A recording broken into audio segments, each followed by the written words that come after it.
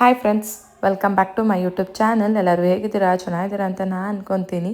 ನಾನು ಕೂಡ ತುಂಬಾ ಚೆನ್ನಾಗಿದ್ದೀನಿ. ಒಂದು ಹೊಸ ಬ್ಲಾಗ್ನ ನಿಮ್ಮ ಜೊತೆ ಶೇರ್ ಮಾಡ್ತಾ ಇದ್ದೀನಿ. ಸೊ ಎಲ್ಲರ ಮನೆಯಲ್ಲೂ ಕ್ಲೀನಿಂಗ್ ಎಲ್ಲ ಆಗಿ ಇನ್ನೇನು ವರಮಹಾಲಕ್ಷ್ಮಿ ಹಬ್ಬ ಬಂದೇ ಬಿಡ್ತು. ಸೊ ಅದಕ್ಕೆಲ್ಲ ಶಾಪಿಂಗು ಪ್ರಿಪ್ರೇಷನ್ಸು ಎಲ್ಲ ನಡೀತಾನೆ ಇರುತ್ತೆ. ಸೊ ಎಲ್ಲ ಫುಲ್ ಬ್ಯುಸಿ ಆಗಿರ್ತೀರ. ಸೊ ನಮ್ಮ ಮನೆಯಲ್ಲೂ ಅಷ್ಟೇ ಕ್ಲೀನಿಂಗ್ ಎಲ್ಲ ಆಯಿತು. ಸೊ ನಾವು ವರಮಹಾಲಕ್ಷ್ಮಿ ಹಬ್ಬ ಏನು ಮಾಡೋದಿಲ್ಲ, ಸಿಂಪಲ್ಲಾಗಿ ಫೋಟೋಗೆ ಪೂಜೆನ ಮಾಡ್ತೀವಿ. ಬಟ್ ಶ್ರಾವಣ ಸ್ಟಾರ್ಟ್ ಆಯ್ತಲ್ವಾ, ಅದಕ್ಕೆ ನಾನು ಎಲ್ಲ ಕ್ಲೀನ್ ಮಾಡಿಬಿಡ್ತೀನಿ. ನಾನು ಇಯರ್ಲಿ ಥ್ರೈಸ್ ಇಲ್ಲ 4 ಸಲ ಮನೇನ ಕ್ಲೀನ್ ಮಾಡಿಬಿಡ್ತೀನಿ. ಯುಗಾದಿ ಹಬ್ಬದ ಟೈಮಲ್ಲಿ, ಈ ಶ್ರಾವಣ ಟೈಮು ಮತ್ತು ದೀಪಾವಳಿಯಲ್ಲಿ ನಾವು ಲಕ್ಷ್ಮೀ ಪೂಜೆನ ಮಾಡ್ತೀವಿ. ಆವಾಗ ಮತ್ತೆ ಕ್ಲೀನಿಂಗ್ ಎಲ್ಲ ಮಾಡ್ತೀವಿ. ಅವಾಗವಾಗ ಎಲ್ಲ ಕ್ಲೀನ್ ಮಾಡ್ಕೊತೀವಿ. ಡೀಪ್ ಕ್ಲೀನಿಂಗ್ ಅಂತಂದರೆ ಈ 3 ಹಬ್ಬಕ್ಕೆ ಮಾಡ್ತೀವಿ ಯೂಶ್ವಲಿ. ಸೊ ನನಗೆ ಫಸ್ಟ್ ಏನಪ್ಪ ಅಂದರೆ ಹೆಂಗೆ ಸ್ಟಾರ್ಟ್ ಮಾಡೋದು, ಎಲ್ಲಿಂದ ಸ್ಟಾರ್ಟ್ ಮಾಡೋಣ ಅಂತ ಯೋಚನೆ ಮಾಡ್ತಾನೇ ಇರ್ತೀನಿ. ಸೊ ನನಗೇನಪ್ಪ ಅಂದರೆ ಈ ಹಬ್ಬ ಹತ್ತಿರ ಬಂದಾಗ ಸ್ಟಾರ್ಟ್ ಮಾಡ್ತೀನಿ. 1 ತಿಂಗಳು ಮುಂಚೆ ಎಲ್ಲ ಸ್ಟಾರ್ಟ್ ಮಾಡೋದಿಲ್ಲ, ಯಾಕಂದರೆ ಮತ್ತೆ ಧೂಳಾಗ್ತಾನೆ ಇರುತ್ತೆ.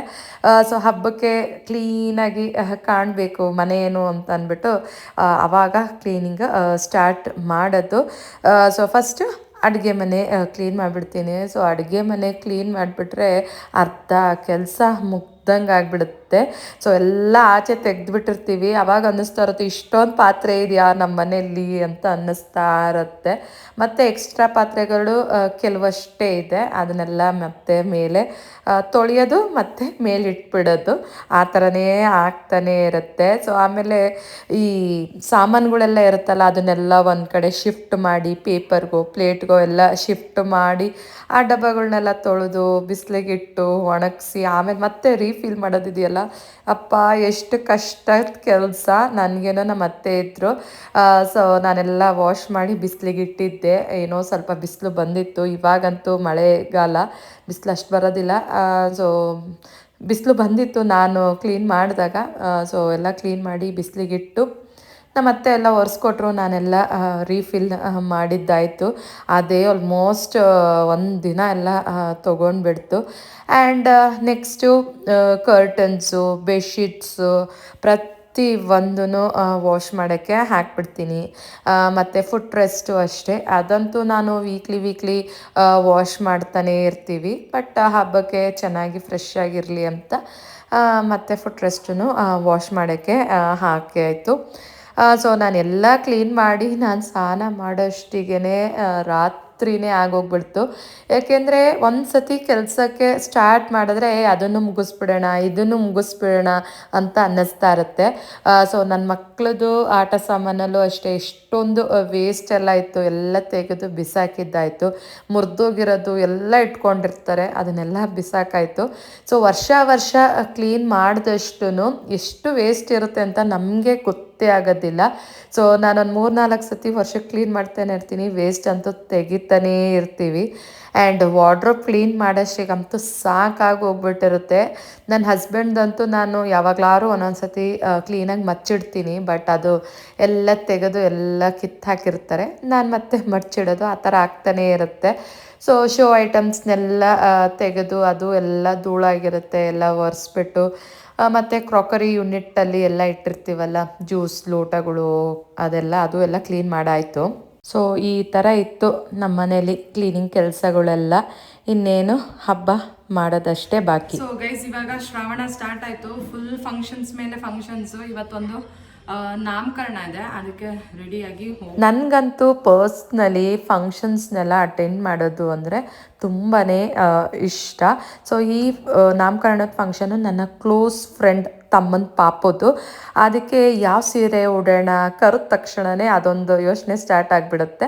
ಸೊ ಫೈನಲಿ ಈ ಸ್ಯಾರಿನ ಉಟ್ಕೊಳ್ಳೋಣ ಅಂತ ಅಂದ್ಬಿಟ್ಟು ಹಿಂದಿನ ದಿನವೇ ಸ್ಯಾರಿ, ಬ್ಲೌಸು ಮತ್ತು ಜ್ಯುವೆಲರಿ ಎಲ್ಲ ರೆಡಿ ಮಾಡಿ ಇಟ್ಟಿದ್ದೆ.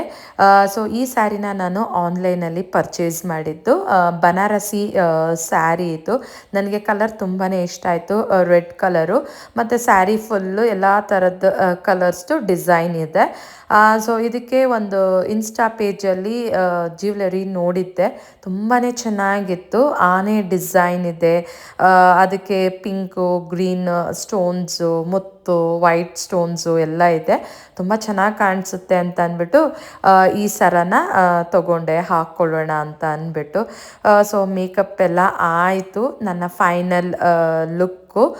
ಸೊ ಈ ಸ್ಯಾರಿನೂ ಅಷ್ಟೇ ತುಂಬಾ ಗ್ರ್ಯಾಂಡಾಗಿ ಚೆನ್ನಾಗಿ ಕಾಣಿಸುತ್ತೆ, ರಿಚ್ ಲುಕ್ ಅಂತ ಹೇಳ್ಬೋದು. ಆ್ಯಂಡ್ ಈ ಜ್ಯುವೆಲರಿನೂ ಅಷ್ಟೇ, ಇದೊಂದು ಜ್ಯುವೆಲರಿ ಹಾಕ್ಕೊಂಡ್ಬಿಟ್ರೆ ಸಾಕು, ಬೇರೆ ಯಾವ ಜ್ಯುವೆಲರಿನೂ ಬೇಡ, ಅಷ್ಟು ರಿಚ್ಚಾಗಿ ಚೆನ್ನಾಗಿ ಕಾಣಿಸುತ್ತೆ. ಸೊ ಫ್ಯಾಮಿಲಿ ಎಲ್ಲ ಹೊರಟಿದ್ವಿ ಆ್ಯಂಡ್ ಲೇಟು ಕೂಡ ಆಗಿಬಿಡ್ತು.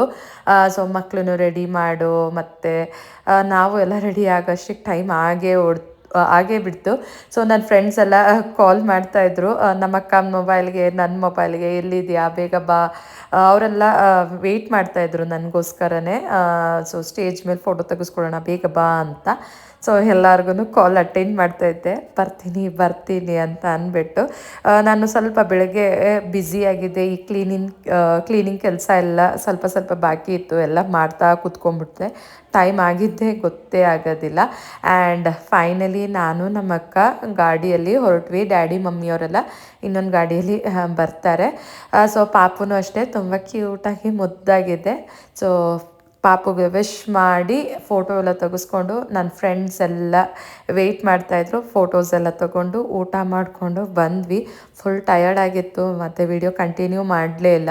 ನಮಗೆ 2 kgsದು ಆರ್ಡರ್ ಬಂದಿತ್ತು ಬೇರೆ ಬೇರೆ ಕಸ್ಟಮರ್ಸ್ ಕಡೆಯಿಂದ, ತಂಬಿಟ್ಟು ಮಾಡಿಕೊಡಿ ಅಂತ ಅಂದ್ಬಿಟ್ಟು. ಸೊ ಅದಕ್ಕೆ ಹಿಂದಿನ ದಿನವೇ ಎಲ್ಲ ಸಾಮಾನೆಲ್ಲ ತೊಗೊಂಡು ಬಂದಿದ್ದೆ. ಬೆಳಗಿಂದನೇ ತಂಬಿಟ್ಟಿಗೆ ಏನೆಲ್ಲ ಪ್ರಿಪ್ರೇಷನ್ಸ್ ಬೇಕೋ ಅದನ್ನೆಲ್ಲ ನಮ್ಮತ್ತೆ ಮಾಡ್ತಾಯಿದ್ರು. ಸೊ ತಂಬಿಟ್ಟಿಗೆ ನಾವು ಒಣಕೊಬ್ಬರಿ, ಎಳ್ಳು, ಕಡಲೆಬೀಜ ಎಲ್ಲನೂ ಹಾಕ್ತೀವಿ. ಸೊ ಎಳ್ಳನ್ನ ಹುರಿಬೇಕಾಗತ್ತೆ, ಕಡಲೆಬೀಜನ ಹುರಿದ್ಬಿಟ್ಟು ಅದನ್ನು ಬೀಜ ಎಲ್ಲ ಮಾಡಿ ಕೊಬ್ಬರಿನೆಲ್ಲ ತುರಿಬೇಕಾಗತ್ತೆ. ಸೊ ಅದೇನೇ ತುಂಬ ಹೊತ್ತು ತೊಗೊಳುತ್ತೆ. 2 kg ಅಲ್ವಾ, ಸ್ವಲ್ಪ ಜಾಸ್ತಿನೇ ಮಾಡಬೇಕಾಗತ್ತೆ. ನಮ್ಮದ್ರಲ್ಲಿ ಯಾವುದೇ ರೀತಿ ನಾವು ಸ್ಟೋರ್ ಮಾಡಿ ಇಟ್ಕೊಳ್ಳೋದಿಲ್ಲ, ಯಾರೇ ಏನೇ ಕೇಳಿದರು. ಸೊ ನಾನು ಡ್ರೈ ಫ್ರೂಟ್ಸ್ ಲಡ್ಡು ಮಾಡ್ತೀನಿ, ಆ್ಯಂಡ್ ಈ ಥರ ತಂಬಿಟ್ಟು, ರವೆ ಉಂಡೆ ಎಲ್ಲ ಸ್ವೀಟ್ ಐಟಮ್ಸ್ನೆಲ್ಲ ಮಾಡಿಕೊಡ್ತೀವಿ. ಬಟ್ ಸ್ಟೋರಬಲ್ ಯಾವುದೂ ಇರೋದಿಲ್ಲ, ಯಾವಾಗ ಯಾರಿಗಾದರೂ ಬೇಕಾದರೆ ಆವಾಗ ನಾವು ಮಾಡಿಕೊಡೋದು. ಸೊ ಕಸ್ಟಮರ್ ಕೇಳಿದರು ನಮಗೆ ಸ್ವಲ್ಪ ದಪ್ಪ ಉಂಡೆ ಮಾಡಿಕೊಡಿ ಅಂತ.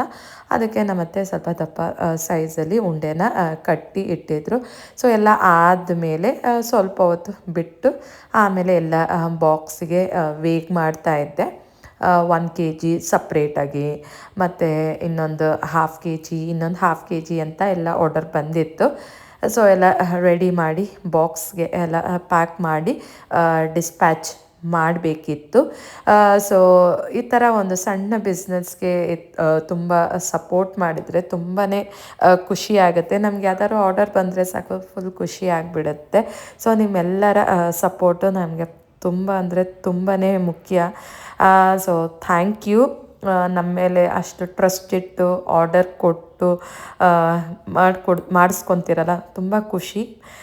ಸೊ ಅದಕ್ಕೆಲ್ಲರಿಗೂ ಥ್ಯಾಂಕ್ ಯು ಹೇಳ್ತೀನಿ. ಸೊ ಈ ವಿಡಿಯೋನ ಇಲ್ಲಿಗೆ ಎಂಡ್ ಮಾಡ್ತಾಯಿದ್ದೀನಿ. ನಿಮಗೆ ಈ ವಿಡಿಯೋ ಇಷ್ಟ ಆಯಿತು ಅಂದರೆ ಲೈಕ್ ಮಾಡಿ, ಶೇರ್ ಮಾಡಿ, ಕಮೆಂಟ್ ಮಾಡಿ.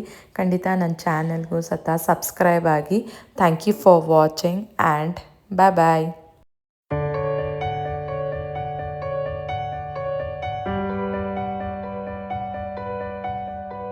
Thank you.